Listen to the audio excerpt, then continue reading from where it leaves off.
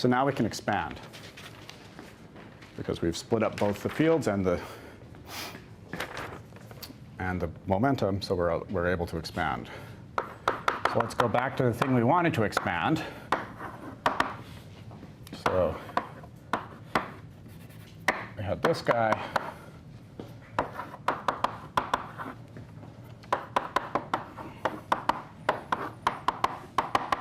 And we wanted to expand it, and now we know how to expand it. We've set up a nice way of doing the multipolar expansion by introducing some additional notation. So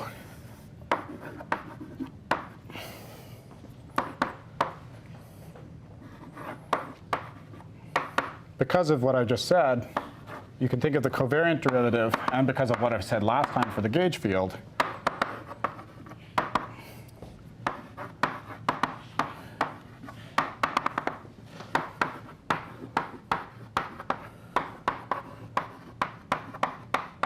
we have a very simple decomposition for the covariant derivative. It's the sum of a collinear kind of piece and an ultrasoft kind of piece.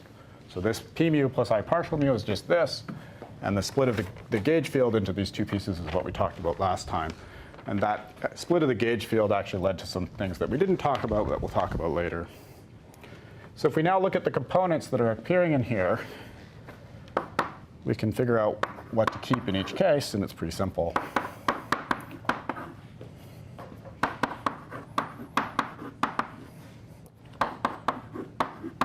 Well, for the plus, there's nothing to drop. We just keep everything. And there's also only one type of derivative, so we just keep this.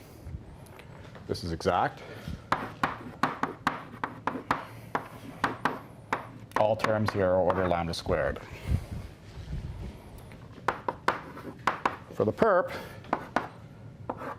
we just keep the collinear parts. So if I write out the other part, just for completeness, we can drop those terms relative to these terms, because these terms here are lambda, and these terms here are order lambda squared. So we drop these guys for the leading order. And then similarly for the minus.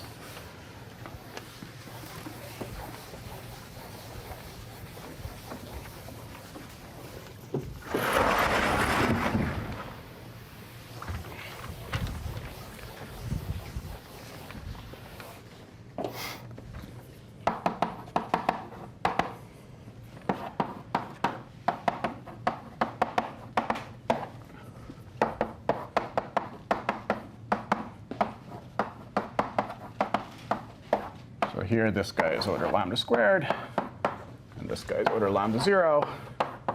So we drop this guy. OK, so now just plug those things into our Lagrangian.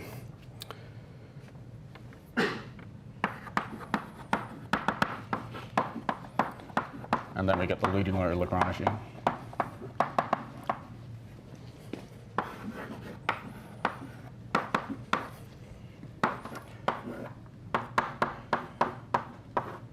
All of these phase factors can be encoded in an overall phase factor.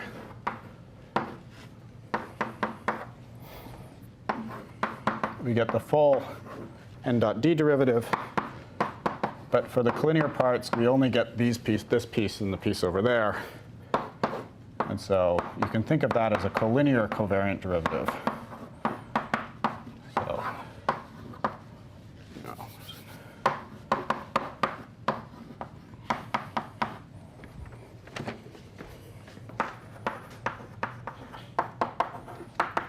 So sort of in the obvious notation, we take the two pieces that are collinear and put them into a collinear D, and likewise in the n bar direction.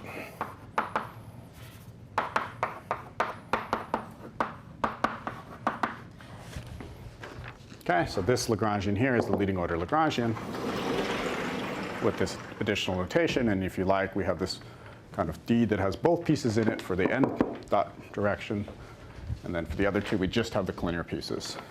And that's the leading order action. where we've carried out the multipole expansion, it just became, after we introduced the notation, it became something trivial. Okay, so the power of the notation is that once you've swallowed it, everything else is simple. If I want to go to higher order, I just work out what these terms are. Then I should also worry about these terms, and we'll do that later on.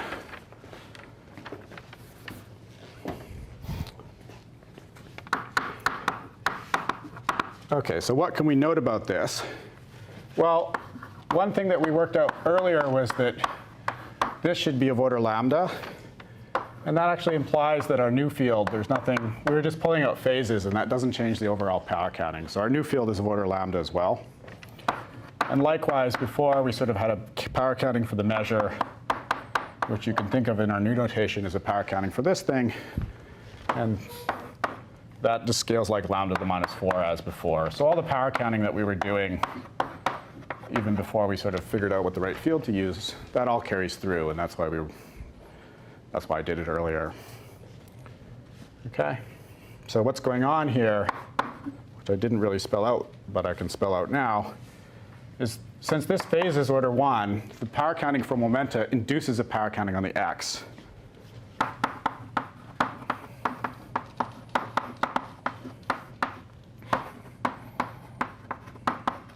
And it's kind of the larger momentum that dominates, so x minus scales like 1 over p plus, x plus. Remember, in the dot product, it's always plus times minus. The confusing thing about light cone coordinates. And so if you count up the powers of lambda, you get minus 4 of them, because you get two here, none here, and then 2 there. So that's all going through as before. And then if you ask, what's the order of the Lagrangian? The Lagrangian density here is order lambda to the 4.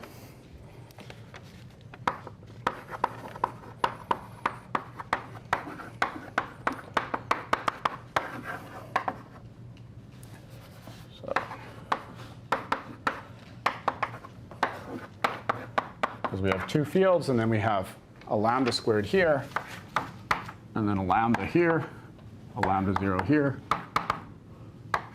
and a lambda there. Okay, and our power counting made that explicit, so the whole thing is lambda to the 4. This lambda to the 4 of the Lagrange density cancels the lambda to the minus 4 of the measure, and you get that when you integrate,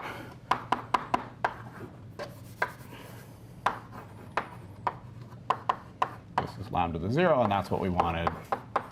That was our convention for the leading order term.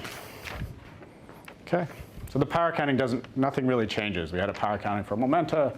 We just now have a power counting for all these objects that we're talking about. What about locality? Well, all the fields in this Lagrangian are at x.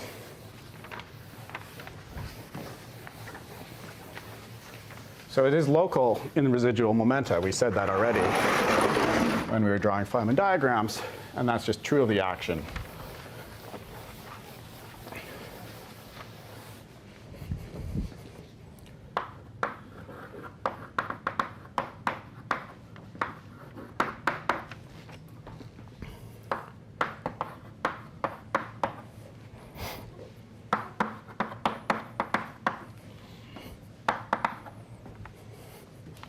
And so what that means is the action is local at the smallest momentum scale in our problem. And we would have been surprised if we'd encountered anything different than that.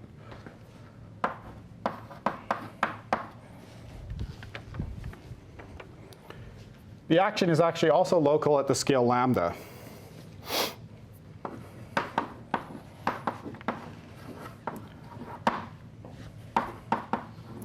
Even though we adopted this label convention just to separate the momenta, there's no inverse perp derivatives in this action. And so the perp derivatives appear in the numerator, and so it's actually local at that scale too.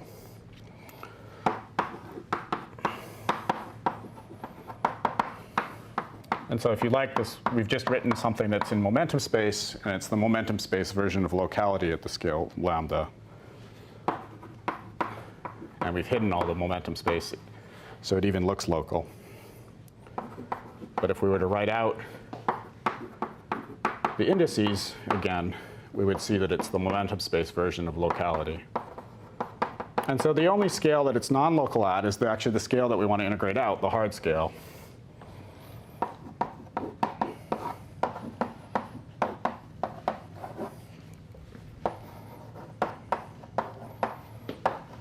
And that's due to sort of the presence of this kind of 1 over m bar dot PL type factor. Okay, so that we already sort of saw earlier when we were talking about building up the Wilson line, right? We said, well, there's some off-shell fields, let's start integrating them out. And we got inverse powers of this m bar dot PL. But that was at the hard scale, so we had no choice but to integrate them out. And you can think about this factor here. If it bothers you, you can think about it in the same way, that it's not any worse than what we already did. OK, let's see if this Lagrangian does what we want. Let's look at propagators. If we have a collinear propagator with a collinear gluon, say, coming in, let's look at this diagram. These are fields in the n direction.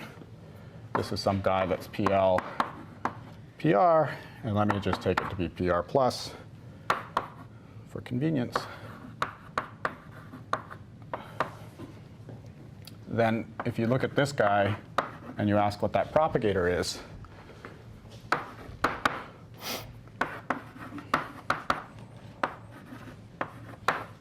it comes out exactly how we want it to come out.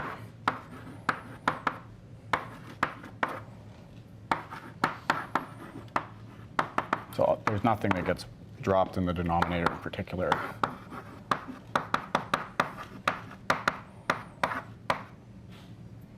In the sense that all components of the momentum are showing up. We're still dropping residuals, but if we're just talking about collinear particles, then the residuals are kind of redundant. The purpose of the residuals momenta is when we're talking about both collinear and ultrasoft particles. So the other case that we need to treat is when we have an ultrasoft particle. We could, of course, have both of them at the same time, but let's treat this case.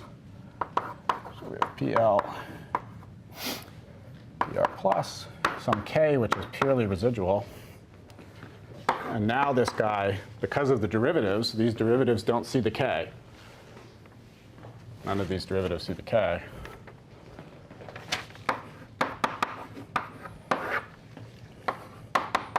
So in the n bar and the perp, we don't see the K.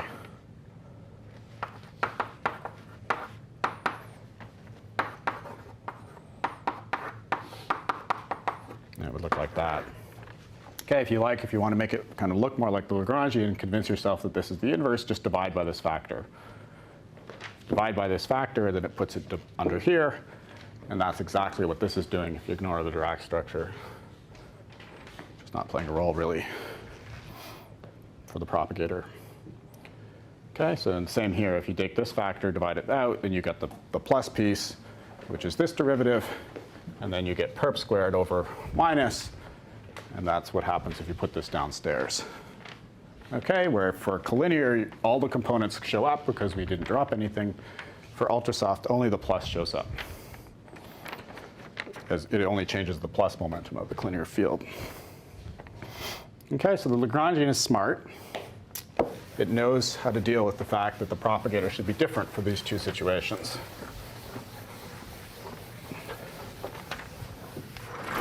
And that was one of the things that we wanted, and we achieved it. So even though the Lagrangian doesn't know what's going to happen, it's smart enough to deal with any possible thing that could happen and give the right propagator.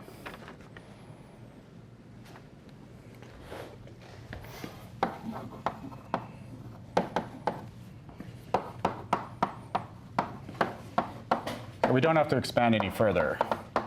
The Lagrangian knows how to give the leading order propagator for any situation that we might be interested in a leading order, which are these two situations.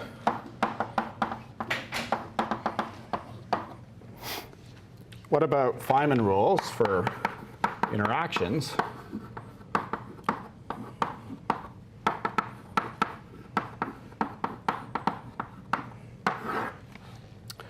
So that's also interesting.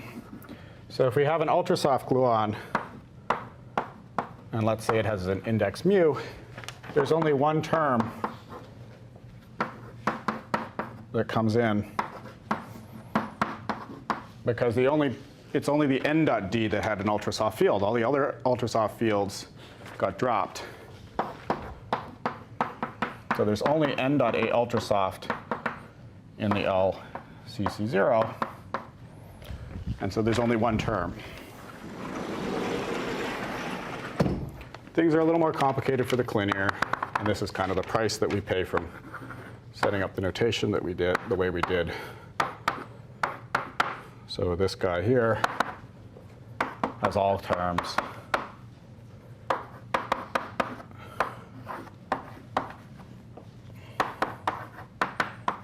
Just by pulling a gluon field out of any one of the terms.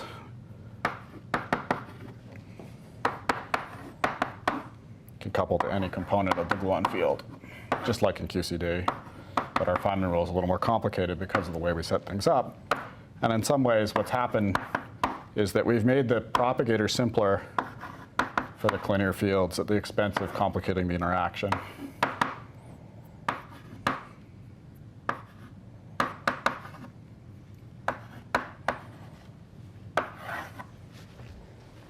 Okay, so we couple to all components, the perp component, the n component, and the n bar component, if this is a collinear field. So those are all collinear fields. So one way of thinking about why that kind of had to happen is the following. What if we didn't have ultrasofts? Imagine that we were going through this whole story, but we just had collinears. Then you wouldn't really need to go through this multipole expansion, because there'd never be two momentum of different size. And you could actually just, for the collinears, use QCD. The purpose of having this multipole expansion is really because we want to talk about both of these things at the same time. In fact, if you only had collinears, you just boost to the frame where they're not having this boosted scaling. It's really relative scalings that the effective theory is trying to encode. The relative scaling between collinear and ultrasoft, or between, say, two collinears going off back to back. That's where the power of the effective theory is, in relative things. So it's only when you have two things at the same time and you want to describe both of them that you get into the kind of complications we're talking about. If you just have one thing, then things are simple. You could just use QCD. But if you just had QCD for the collinear sector, you'd know that you have a very simple Feynman rule, I, G, TA, gamma mu, and a more complicated propagator, because you'd have a p slash. Well, here we don't have any p slash. The propagator, if you write out the spin, is simply n slash over 2. But the p slash has to come back somewhere, and it's coming back because it gets encoded in the way we set things up in this vertex. So these factors of p slash here are just reproducing p slashes that in the full QCD context would be in the propagator. And it's you can actually work out if you start writing down Feynman diagrams that that's exactly what's going on. Okay, so that's kind of the price that we paid for sort of making a Lagrangian that dealt with both things at the same time and made this part really simple. That part became slightly more complicated. But once we know what I just told you, we can oftentimes carry out calculations here by making correspondences with the full QCD Lagrangian. Sometimes that's done. Anyway.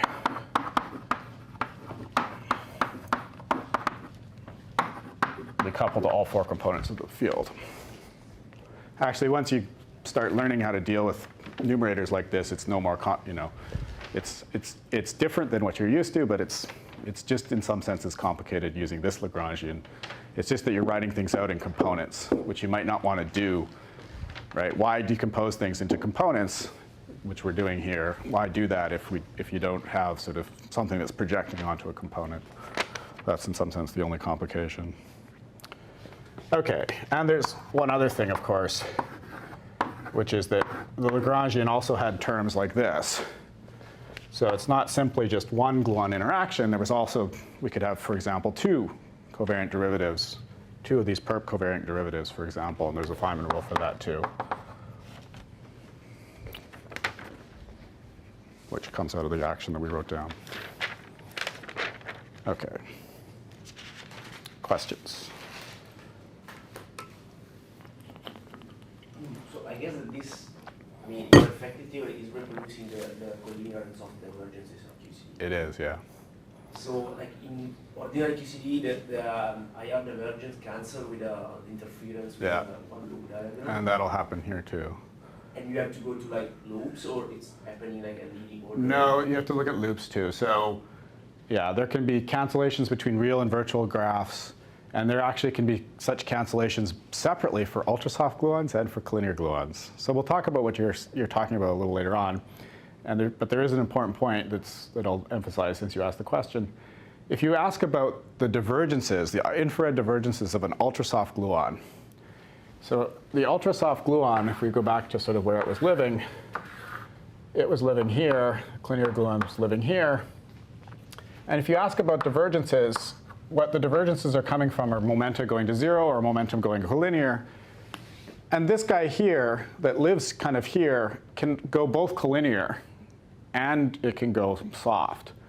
So the names collinear and soft, which correspond to the names collinear and soft divergences, are not a one-to-one correspondence. A ultrasoft particle can actually have both collinear and soft divergences. The collinear particle can also actually have both types of divergences. And so the names are associated to where they live in momentum space, not the type of divergences that they're encoding. If I wanted to do something along the lines of setting up the field theory to just exactly correspond to the divergences, well, first of all, no one's ever figured out how to do that. But you can imagine how it would be different than what I'm doing, because if I wanted to do that, then somehow my collinear field should be sort of sensitive to angles. It should be like an angular variable, because the divergences are coming from angles going to 0. And it's not an angular variable, it's just a regular field. So setting things up in this way is kind of how we usually think about effective field theory. We're just talking about momenta small or big. And that's what we're doing, but it comes in the sense that you don't have a direct correspondence with the divergences. So you have more divergences? The way of saying it is that you have more divergences in a way, but they're the same divergences. Well, yeah. So you don't have more divergences, but really what's happening is, so if you look at this kind of picture, you could actually have, if you look at the kind of infrared divergences that you could have, so let's regulate them with an off-shellness. You could have infrared divergences that would be like that. But there's also, when you do some diagrams, there's kind of infrared divergences that could look like this. OK? I'm just telling you something that you'll have to trust me. And this is like coming from an ultrasoft scale. P squared over P minus, that's this hyperbola. That's the scale of this hyperbola. And the P squared here is the scale of this hyperbola. What the effective theory does is any ultrasoft diagram, that'll give all these logs. Any collinear diagram will give all these logs. And since you could say, well, P minus is a hard scale, so really only the IR divergences are just P squared. But the effective theory is kind of dividing it up into these two types of logs, and that's actually going to be useful for us. We'll see that allows us to do some things that are not so obvious how to do in the full theory. OK, so yes, it is kind of splitting an IR divergence in these two different types of terms, but that's actually going to be something that's useful because in some sense there's two physical scales in the infrared. There's this sort of collinear hyperbola and the ultrasoft hyperbola, and the effective theory is making that explicit. Other questions? All questions have been good so far. Keep asking. Could you try using two different lambdas for the ultrasoft and the collinear? Yeah, so you could if there was a physical reason why you wanted to. And the thing is that you would have, if the lambdas overorder each other, then there's no point. If there's a hierarchy, then what that would change would be that the n dot d should get expanded too. But if the n dot d gets expanded, then kind of what is happening is you're really decoupling everything. Yeah, and so you're kind of losing the dynamical connection that we have so far in this theory. So I think it's not so interesting, but it's worth thinking about.